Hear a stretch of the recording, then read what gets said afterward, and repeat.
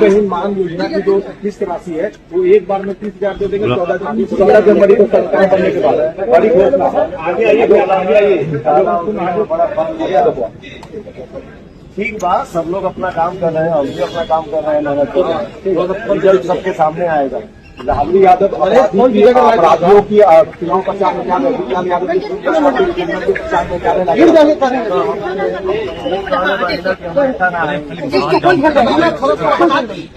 तो हमसे सवाल तेजस्वी और तेज प्रताप यादव तीनों भाई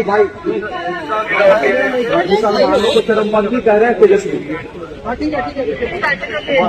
अच्छा भैया ये तेजस्वी के कैसे समझ 2 बार हेलीकॉप्टर उतारेंगे राघोपुर में।